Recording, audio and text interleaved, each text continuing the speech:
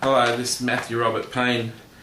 This is the House of the Prophetic video series. This is video number 7, and this video is called The Mortar of the House. If you've just joined us, I'd suggest you go back to video number 1 in this series, THOP 1, the House of the Prophetic, and watch all of them. If you've been following this series, God bless you, and I hope you learn a lot from this video and the following videos, the 10 videos. Okay, the mortar of the house. If you're going to build a house, it's one thing to have plans for a house, but if the money doesn't arrive, or the builder goes out of business, there's all sorts of things that can stop the house being built, the construction happening. But as the construction starts happening and bricks are starting to be laid, you can't lay the second number of little house bricks without cement or mortar being put between the bricks. Mortar has got to be put between the bricks for it to go up, and for the mortar's got to set and in the bricks to make a firm wall, and the wall's not going to stand if the bricks are just put on top of each other and there's nothing to hold them together. The house won't stand. Now, in this series I said that the prophecy, the gift of prophecy, the fourth telling in your prophetic word that you get, the things talking about your future, what you're going to achieve, they're the drawings. That's what the house is going to look like. The bricks, I said, are the words of wisdom, that the things that you do each day to obey the Holy Spirit, the action that you take. The actions that you take make the bricks. Now, as you take actions, the house has got to go up, but for the house to continue going up, the mortar or the cement's got to be between the bricks. Now, the mortar are words of knowledge. Now, a word of knowledge is a supernatural knowledge of something in your life that the person giving you the prophecy wouldn't have known.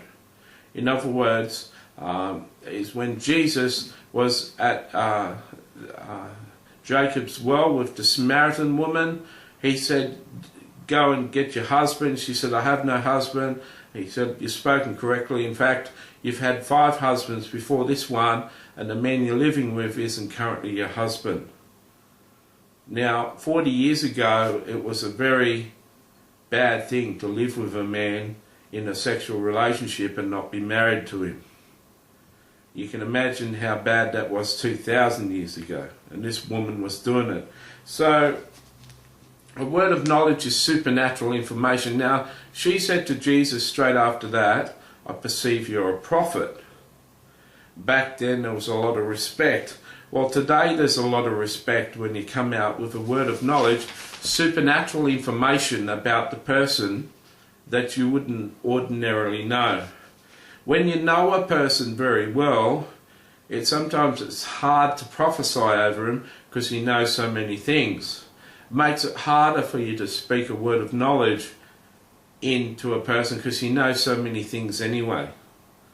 But around strangers, when people you don't know really well, words of knowledge are very effective. Now, let me tell you something. The second prophecy spoken over my life, a guy said that you're in a very dark tunnel at the moment. The tunnel you're in is very dark, and you can't see any light at the end of the tunnel. But there is going to be light appear at the end of the tunnel. One day you're going to be healed, and the Lord's going to call you into ministry. And when you're fully healed, He's going to raise you up in ministry. And when He's raised up in ministry, just as Billy Graham's name was throughout the world, so shall your name be. Now, that was a tremendously huge prophecy over my life. That prophecy took place about 17 years ago, and I'm not sure I'd give someone a prophecy with all I know in prophecy now. I don't think I'd give a person a prophecy that big without taking them aside and saying that this prophecy may cause you some grief, because that sent my mind crazy sometimes. Anyway, so that's something I'm working towards. Now, the part of it that said you're in a very dark tunnel, my wife had left me 2 months before, and I was very depressed, I was very sad, I was crying all the time, I had no purpose, no direction in life, I wasn't seeing my son at that stage. I was in a very dark tunnel.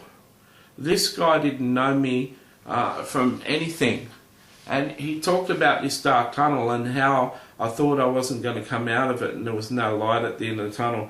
That's exactly where I was. That has kept me for 17 years.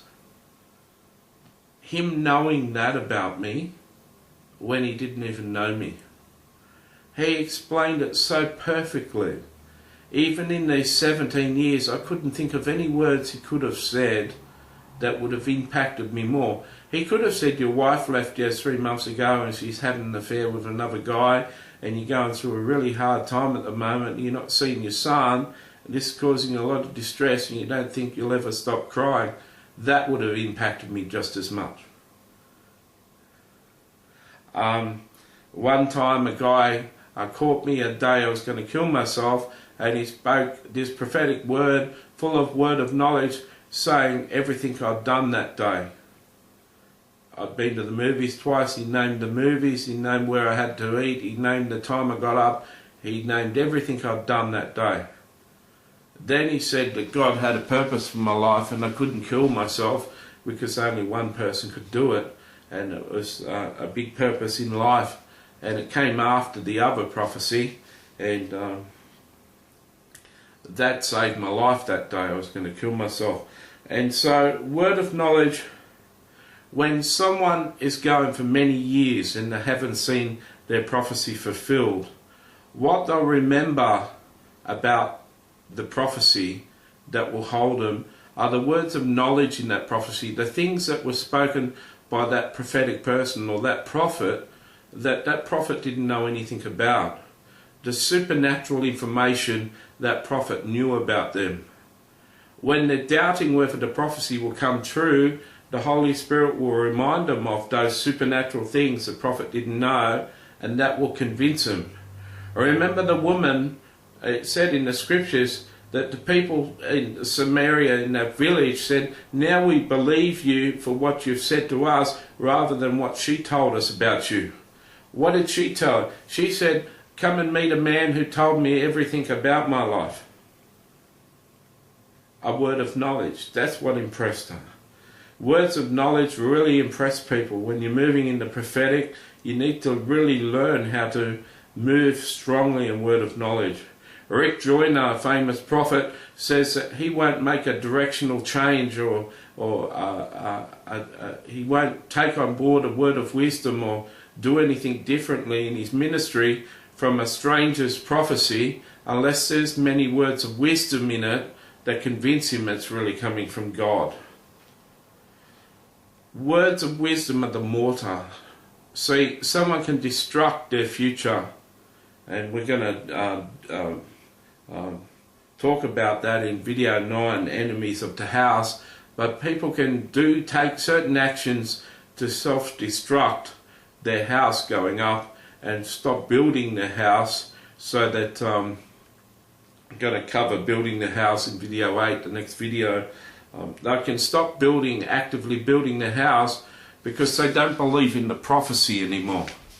The thing that will keep them hold on to a prophecy like I have for 17 years is the word of wisdom, the word of knowledge, the supernatural information about the life that the prophet didn't know. No big building will go up without good words of knowledge in the prophecies.